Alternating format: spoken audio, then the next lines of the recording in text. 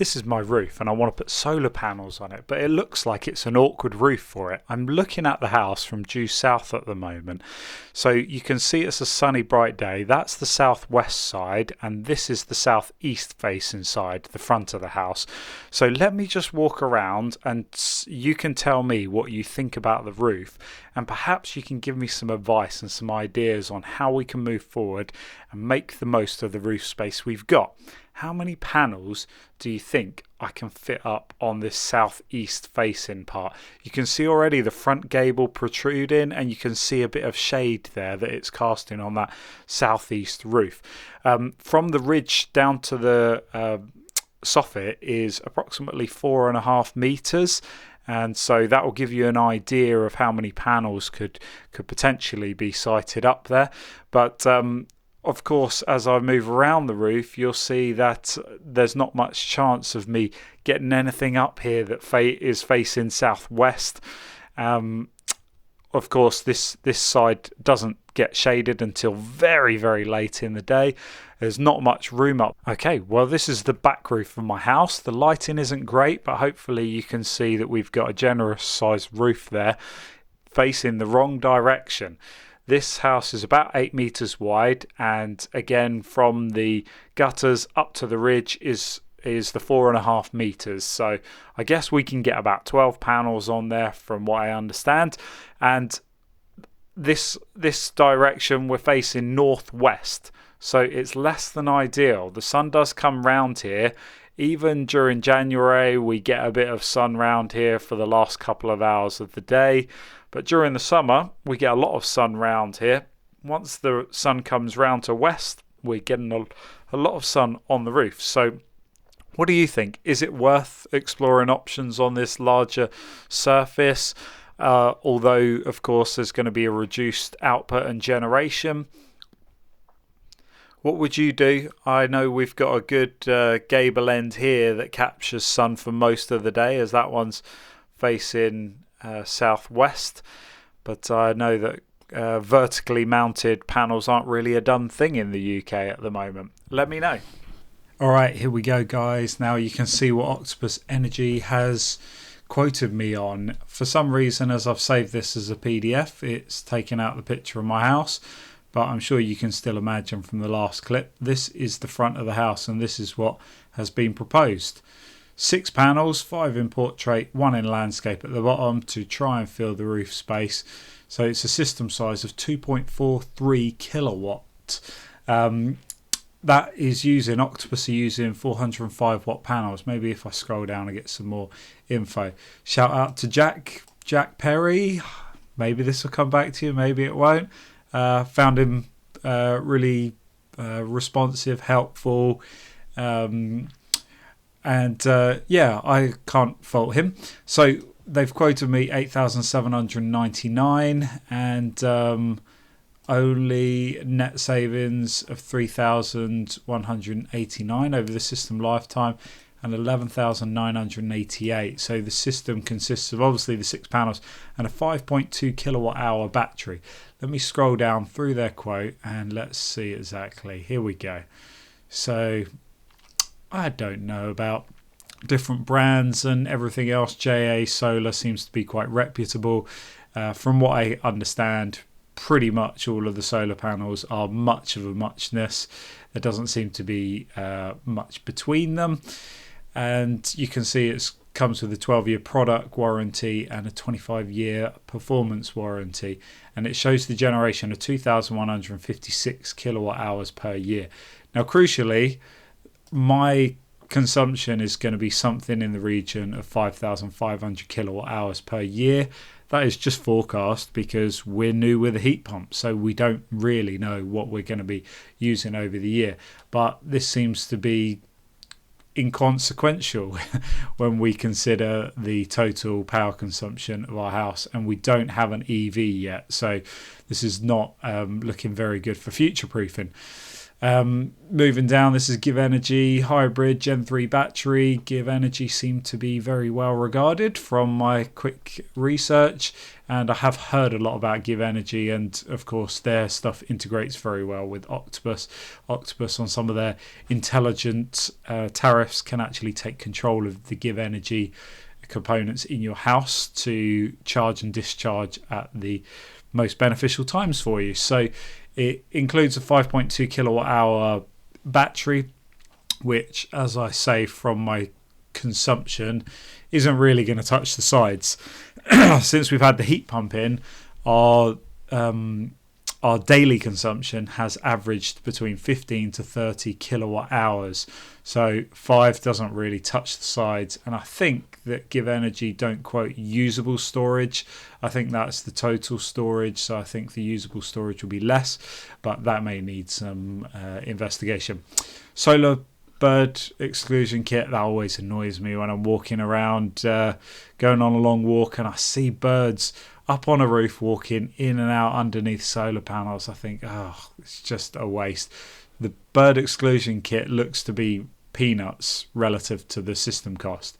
Anyway, let's go down to system performance. By the way, I don't like the way that this outputs this proposal.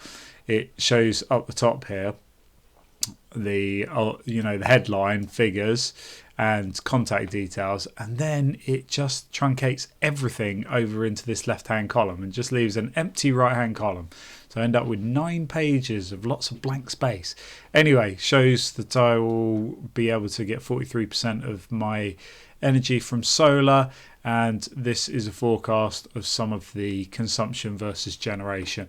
And you can see even at the very peaks, the forecast is that I will never generate enough solar to cover my consumption. The grey is the consumption, the pink is the generation from the solar panels. So, of course, these are all forecasts, so there's lots of variables to take into account, but it's not looking promising so far, is it? Environmental benefits, okay, let's have a look. 546 kilograms of CO2 saved per year. Well, that's great, but that is very little compared to what we could do with a vehicle or our heating system. So our heat pump, for example, is going to save us at least 4 times the amount of carbon per year. So not to be down on it too bad, because any saving is worthwhile, but I think it's maybe you could place, especially when you're talking about this amount of money, maybe you could put your money elsewhere through insulation or heating system if you're interested in reducing your carbon footprint. I don't think in this case solar panels and a battery are the best choice. Over the system lifetime, equivalent to 103 trees planted and 16,000 kilometres on a car avoided. 16,000 kilometres is almost exactly 10,000 miles. I haven't checked recently, but that used to be the average mileage that a UK driver would do in a year. So that's 1 year of driving for the whole lifetime of the solar panels. So this kind of goes into what I was saying about reducing carbon footprint. 12 long haul flights avoided. Okay, great, but it's not really that much, is it? This shows about some of the differences between offsetting, and this will show some of the financial impacts.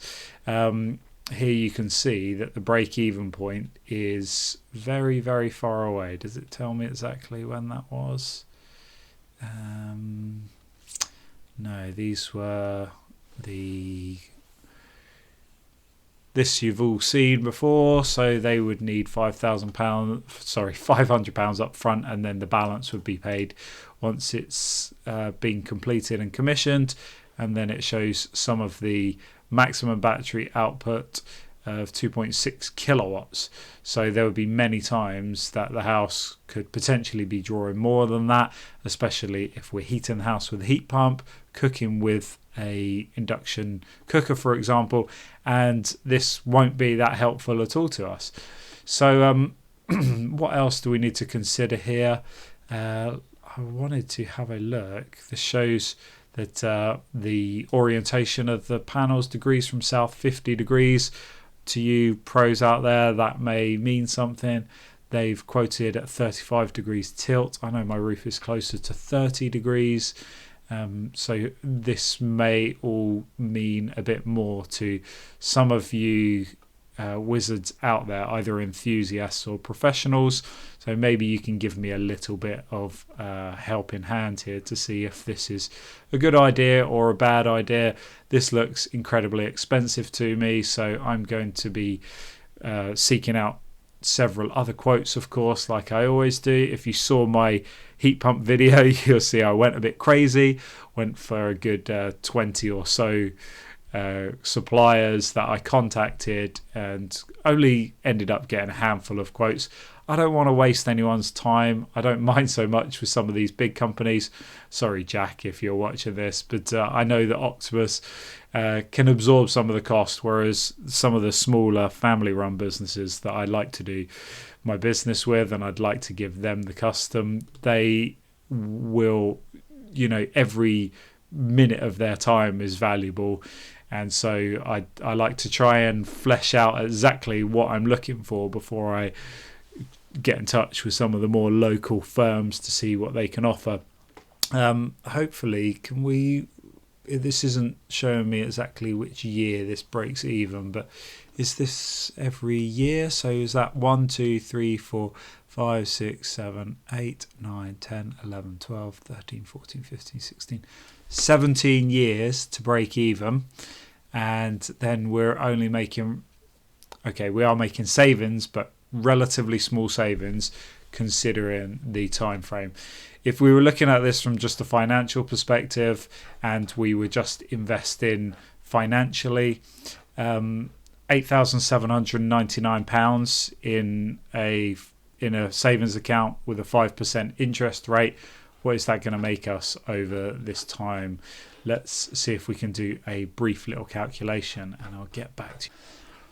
Okay, guys, I've just plugged the figures into a compound interest calculator to get a rough figure of the savings that we would potentially make if we were investing $8,799 into a savings account with a 5% interest rate. I know that's high right now. There's not any guarantee that we'll be able to receive such promising rates in the future, but over the course of 25 years, you would be looking to build that 8,799 into over 30,000. And even in the first, how many years would that be? Within 6 to 7 years, you would be able to receive that £3,189 in interest. So this is not looking like such a great return on investment. I think that's probably due to the poor roof that I've got. The final thing to say is Octopus Energy, I guess their policy being risk averse, they're not interested in my northwest facing roof at all, even though it's a very large roof. I think Jack was saying that he would be able to size up 12 panels on the roof, but because of the orientation of it, Octopus just wouldn't put any panels on there.